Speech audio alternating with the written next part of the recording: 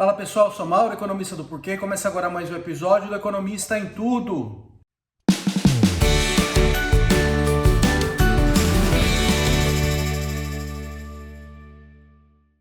Para você que está chegando por aqui, eu convido a se inscrever no nosso canal e ligar o sino para receber as notificações.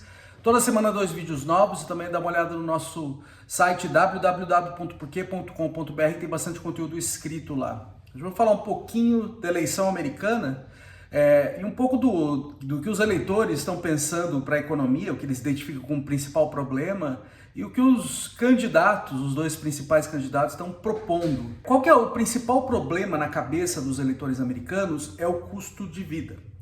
E esse custo de vida ele subiu muito nos últimos anos, principalmente ali em 2021, 2022, na volta da pandemia. Na volta da pandemia, a inflação ela apareceu de maneira muito forte, não só nos Estados Unidos, como no mundo inteiro. Então, por exemplo, em 2021, ela passou de 7%.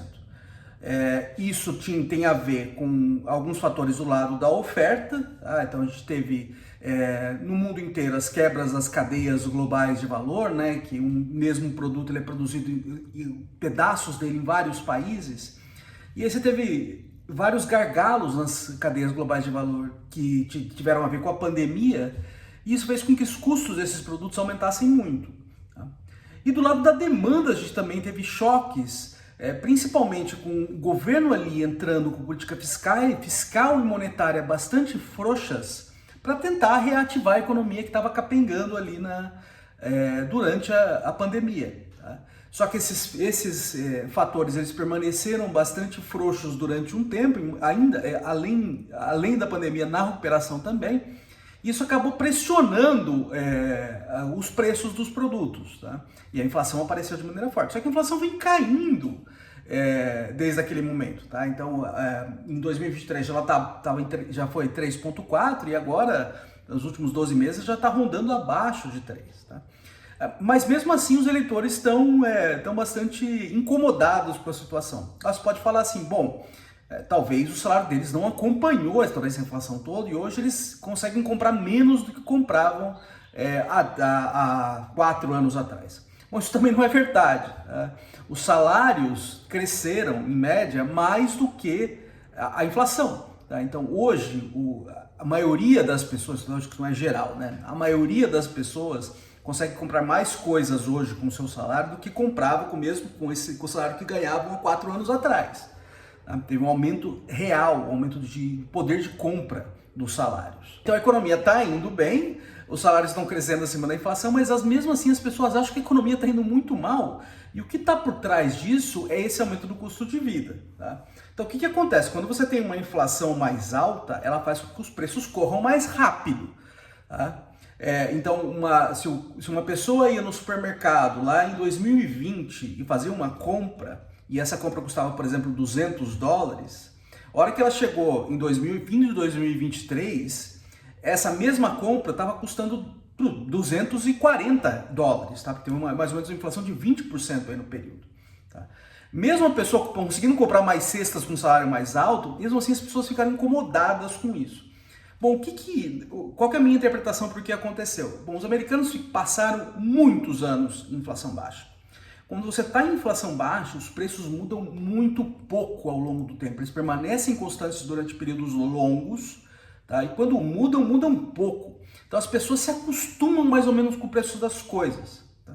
Quando vem uma inflação mais alta, esses preços eles mexem. Tá, então as pessoas olham para trás, acham que as coisas estavam mais baratas e as coisas permaneceram mais baratas durante um tempo. Os preços não vão voltar para os preços que estavam antes, a não ser que você tenha uma deflação, tá? Uma deflação é uma inflação negativa. A inflação diminuindo, ela quer dizer que o ritmo de crescimento diminui, mas você não volta para onde você estava antes em termos dos preços das coisas. Eles permanecem mais altos para sempre. Então o que precisa agora é as pessoas reacostumarem com esses preços, o que pode demorar um tempo. Principalmente porque elas passaram um tempão em inflação baixa e se acostumaram aos preços antigos.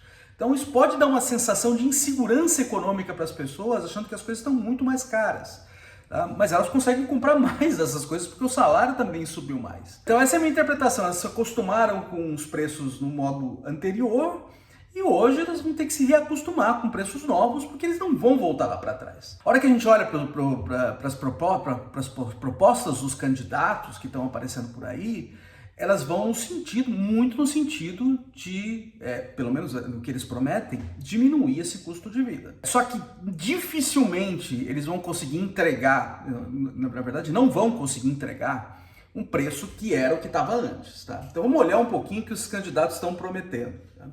Então, do lado do Partido Democrata, a Kamala Harris, ela promete, por um lado, aumentar a competição, o que vai no sentido correto de diminuir o custo de vida, né? Porque com os produtores, com mais competição, eles conseguem cobrar um preço mais baixo agora, eles não conseguem aumentar tanto o preço porque eles têm concorrência. Tá? Então isso vai no sentido de segurar o custo de vida para baixo. Só que assim, você não vai conseguir fazer com que caia 40% o custo de vida, voltar onde você estava antes. Tá? Então, vai no sentido correto, mas isso não vai entregar uma redução do jeito que provavelmente os eleitores estão na cabeça. Isso é muito menor que isso. Tá? Outra proposta que a Kamala Harris colocou na mesa é coibir aumentos abusivos de preço. Tá? Essa é a minha tradução para gouging, que eles usam nos Estados Unidos, price gouging. Assim, isso aí tudo bem, segura aumentos de preço, mas você não consegue baixar, né? É só para cima que você vai segurar. Então você não vai no sentido de diminuir. E além disso, isso aí pode trazer uma série de outros problemas, tá? Então muitas vezes esses aumentos de preço eles são necessários para restabelecer a oferta de produto, tá? Então suponha que tem uma escassez enorme de arroz, tá?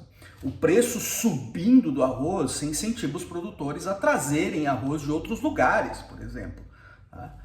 Se você não deixa esse preço subir, esse sinal que o aumento de preço dá, ele não está lá. Tá? Então você dificulta o restabelecimento da oferta. Você pode criar outros problemas com esse tipo de ação. Tá? Então, de novo, vai no sentido de não deixa que o custo de vida suba, tá? É sempre para cima, né?